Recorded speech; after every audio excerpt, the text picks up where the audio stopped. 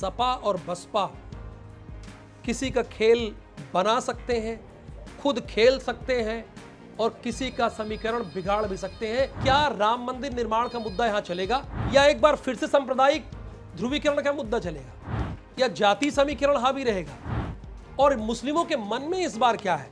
क्या मुस्लिम एकजुट होकर वोट करेंगे? 4 लाख से 4.5 लाख के बीच की जो आबादी है एससी वोटर, उनका क्या होगा? नमस्कार, IBC24 के डिजिटल प्लेटफॉर्म पर आप मौजूद हैं। मैं हूं आपके साथ राहुल सौमित्र और एक बार फिर से शुरू करते हैं लोकसभा में यूपी के 80 यानी उत्तर प्रदेश की सभी 80 सीटों का समीकरण हम आपके सामने रखेंगे और अभी वर्तमान में स्थिति क्या है और उसके पहले राजनीतिक इतिहास क्या है, ये भी हम आपको लगातार बता रहे हैं। तो आज हम लोकसभा सीट में जो क्रमांक 4थे नंबर पर आती है सीट, उसकी बात करेंगे, यानी बिजनौर। ये लोकसभा में 4थे क्रमांक पर आती है। कुल इस लोकसभा सीट में 5 विधानसभा सीटें आती हैं और 3 जिलों में ये बटी हुई है। यानी यहाँ की जो 5 विधानसभा सीटें हैं लोकसभा की, वो 3 जिलों में भी आती हैं। तो पहली सीट कौन सी है? पहली सीट आपकी स्क्रीन पर है, पुरकाजी। ये एससी सीट है, ये पहली सीट यहाँ की है। दूसरी सीट आती है मीरापुर, तीसरी आती है बिजनौर, चौथी आती है चांदपुर और 5वीं आती है हस्तिनापुर। ये भी एससी सीट है, ये मेरठ जिले में आती है। और उसके बाद देखिए पुरकाजी और चांदपुर ये बिजनौर जिले में आती है। और जो बिजनौर विधानसभा की सीट है वो खुद मुजफ्फरनगर में आती है। ये यहाँ का बकायदा विधानसभा वार हमने आपको सीटों के समीकरण बता दिया। यानी बिजनौर की लोकसभा सीट में 5 विधानसभा सीटें आती है और बिजनौर की जो लोकसभा है वो मुरादाबाद मंडल में आती है। मुरादाबाद मंडल है, उसी में बिजनौर की सीटें हैं। अगर ओवरऑल बात करें तो मुरादाबाद मंडल में 6 लोकसभा सीटें हैं और 2019 के लोकसभा चुनाव में यहां से भारतीय जनता पार्टी का सुपड़ा साफ हो गया था। भले ही देश में मजबूती के साथ आगे बढ़ी हो, उत्तर प्रदेश में भी सबसे बड़ी पार्टी बनकर उभरी थी, लेकिन मुरादाबाद मंडल में भारतीय जनता पार्टी का सुपड़ा साफ हो गया था। चूंकि 2019 में आपको ध्यान होगा सपा, बसपा और आरएलडी यानी रालोद, ये तीनों एक साथ मिलकर लड़ रहे थे। अब हालात बदल गए हैं। अब आरएलडी भारतीय जनता पार्टी के पास आ गई है, उनके साथ कदम से कदम मिला के चल रही है 2009 की तरह।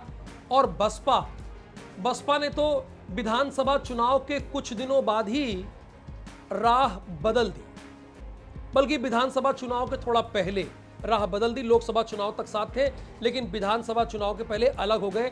और इस बार अब मायावती और अखिलेश यादव में तो 36 का आंकड़ा है, कभी एक मंच पर एक साथ आने वाले नहीं है। अच्छा, यहां का जातीय समीकरण क्या है?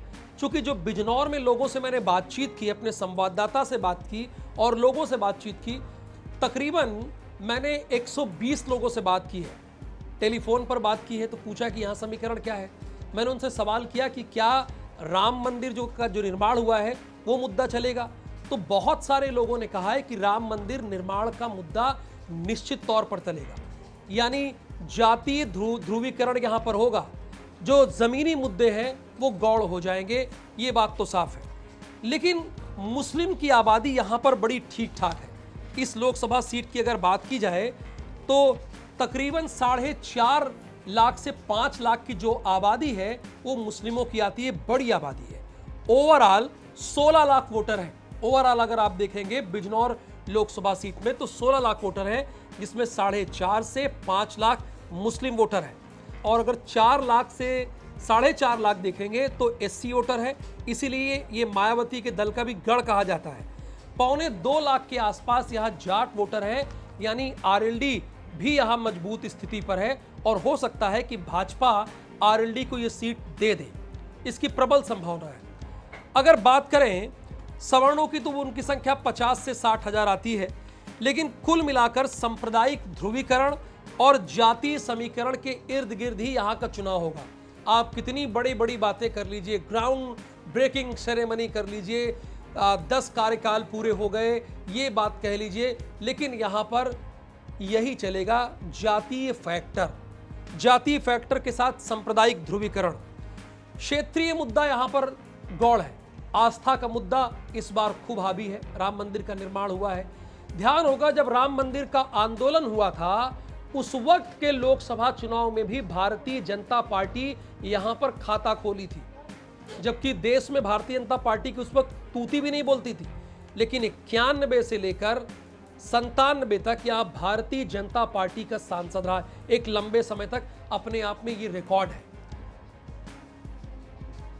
जरा इतिहास उठाकर देखते हैं कि कब कौन कौन जीता। 1952 में पहली मर्तबा लोकसभा का चुनाव हुआ। जाहिर सी बात है उस वक्त कांग्रेस की तूती बोलती थी। वो चुनाव कांग्रेस जीत गई। नेमी शरण जैन, हालांकि जैन भले ही बहुत कम हो भारत देश में, उनकी संख्या बामुश्किल 1% भी ना हो, लेकिन उस वक्त कांग्रेस का जलवा था और 1952 का चुनाव कांग्रेस अपना जीत लेती है। अब इसके बाद आगे बढ़ते हैं। 1962 तक कांग्रेस जीती रही, लेकिन 62 में उसकी हार हो गई। 62 तक तो उसके सांसद रहे, 62 में हार हुई। निर्दलीय प्रत्याशी प्रकाश वीर जीत गए, कांग्रेस को उन्होंने हरा दिया। अब यहां से कांग्रेस का पतन शुरू हुआ। हालांकि लगातार उस वक्त मैं फिर वो दोहरा दूं कि कांग्रेस का जलवा था, लेकिन हार गई। 71 के चुनाव में इमरजेंसी लगी, लेकिन उसका असर दिखा नहीं। इमरजेंसी के बाद जो चुनाव हुआ उसमें कांग्रेस एक बार फिर से जीती, यानी 1974 में। और आपको जानकर हैरानी होगी कि वो चुनाव कांग्रेस निर्विरोध, यानी उनके सामने कोई कैंडिडेट ही नहीं खड़ा हुआ। ये कांग्रेस का उस वक्त का जलवा था। 1977 के बाद कांग्रेस आए बाएं साएं, यानी कहां गई पता ही नहीं चला, गायब ही हो गई, पूरी सीन से ही गायब हो गई। 77 के बाद 80 में जनता पार्टी सेकुलर जीत जाती है। जनता पार्टी सेकुलर वो पार्टी थी उस वक्त जो राजनारायण ने खड़ी की थी, यहां से वो अपना चुनाव जीत जाती है। राजनारायण का उस वक्त बहुत बड़ा जलवा हुआ करता था। मंगल राम प्रेमी यहां से बिजनौर लोकसभा सीट से अपना चुनाव जीत जाते हैं। 84 के बाद अगर बात करें, कांग्रेस जीती। 85 में आ जाइए। जो 85 का चुनाव था वो बड़ा दिलचस्प चुनाव था। ये उस वक्त लोकसभा में सबसे हॉट सीट बनी थी। मीरा कुमार लोकसभा की अध्यक्ष रही हुई हैं। उनको आप जानते होंगे, उनकी सौम्यता, विनम्रता की वजह से कई बार बड़े प्यार से भी सांसदों को कहती थी, बैठ जाइए आप लोग। बड़ी शांति से उस वक्त लोकसभा चला करता था। वो कैंडिडेट थी ऑफिशियल कांग्रेस की। रामविलास पासवान बड़े नेता थे, उस वक्त बिजनौर से लड़ रहे थे। और मायावती भी उस वक्त चुनाव लड़ रही थी। यानी सोचिए जरा उस वक्त नजारा क्या रहा होगा। एक तरफ मीरा कुमार, दूसरी तरफ रामविलास पासवान और फिर मायावती। तीनों एससी चेहरे, तीनों एससी के बड़े चेहरे थे उस वक्त। ये तीनों लड़ रहे थे, लेकिन मीरा कुमार अपना चुनाव ये जीत लेती हैं। मायावती और रामविलास पासवान, चूंकि रामविलास पासवान बिहार की राजनीति से आते थे, वो हार गए और सेकंड पोल किया।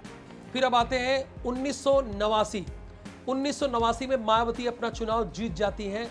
इसके पहले हारी थी और जीत जाती हैं, यानी उन्होंने अपना बदला लिया। लेकिन इसके 2 साल बाद फिर चुनाव होता है। 2 साल में ही मायावती जो यहां की सांसद बनी थी वो हार गई अपना चुनाव। और राम मंदिर का जो आंदोलन था वो उठ चढ़कर बोला और भारतीय जनता पार्टी यहां से जीती। 91 से 97 तक भारतीय जनता पार्टी जीती। 98 में समाजवादी पार्टी जीती। उसके बाद 99 में भाजपा, 2004 में सपा और आरएलडी एक साथ आए, वो जीते। और 9 में आरएलडी और भारतीय जनता पार्टी साथ आई, वो जीती। और 2014 में तो मोदी लहर थी तो भारतीय जनता पार्टी जीत गई। लेकिन 19 में मलुक नागर अपना 2 चुनाव लगातार हार के, मुजफ्फरनगर बिजनौर से हार के, बंदा झुका नहीं और यहां से चुनाव जीत गया। मलुक नागर को बहुत लोग नहीं जानते होंगे, लेकिन ये वही सांसद है जब सांसद पर हमला, संसद भवन में हमला हुआ, ध्यान होगा आपको, तो उसमें उस हमलावर को पकड़ने में, जब भीतर घुस गया था तो उसको पकड़ने में मलुक नागर ही थे, ध्यान होगा, उन्होंने ही पकड़ा था। वो इसी लोकसभा सीट से सांसद हैं और इस बार भी वो चुनाव अपना लड़ने जा रहे हैं। तो बड़ा दिलचस्प चुनाव है। बिजनौर की बड़ी खास बात यह है कि ये महात्मा विदुर की नगरी कही जाती है। हस्तिनापुर का युद्ध जब हुआ तो हस्तिनापुर छोड़कर महात्मा विदुर बिजनौर की गंगा के किनारे आ गए और यहीं पर रहने लगे, तो ये विदुर की नगरी कही जाती है। ये राजा दुष्यंत की नगरी कही जाती है, राजा भरत की नगरी कही जाती है। ये उत्तराखंड से सटा हुआ इलाका है। ये इसकी बड़ी खास बात है। अच्छा, इस चुनाव में जो एक्स फैक्टर होगा, देखिए सांप्रदायिक ध्रुवीकरण तो चलेगा ही, जाति समीकरण चलेगा, लेकिन गन्ना भुगतान का मुद्दा, रोजगार का मुद्दा, महंगाई का मुद्दा, आप इन मुद्दों को नगण्य नहीं कर सकते, पीछे नहीं छोड़ सकते। ये मुद्दा भी यहाँ पे बहुत चलने वाला है। बड़ा इतिहास रहा है, राजनीतिक इतिहास रहा है, लेकिन भारतीय जनता पार्टी का आरएलडी से गठबंधन के बाद उनका यहाँ पर तगड़ी पैठ मानी जा रही है। लेकिन सपा और बसपा किसी का खेल बना सकते हैं, खुद खेल सकते हैं और किसी का समीकरण बिगाड़ भी सकते हैं, ये मादा रखता है।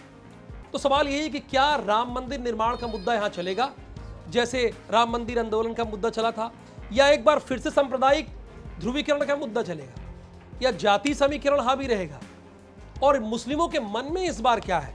क्या मुस्लिम एकजुट होकर वोट करेंगे, या वो भी भारतीय जनता पार्टी के साथ आएंगे, या सपा के साथ या बसपा के साथ रहेंगे? मुस्लिम क्या करेंगे?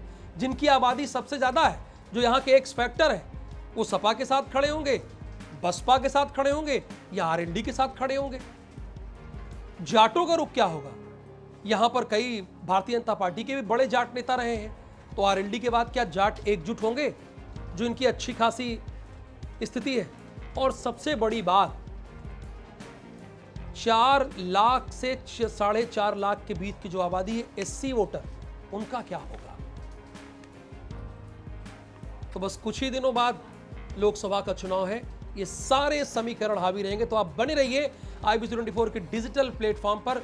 लोकसभावार ऐसी ही और दिलचस्प जानकारियां हम आपको देते रहेंगे, और इसमें कमेंट करके बताइए कि और कौन से मुद्दे रह गए और किस सीट के बारे में आपको और जानकारी, इसमें आप कमेंट करके बताइए।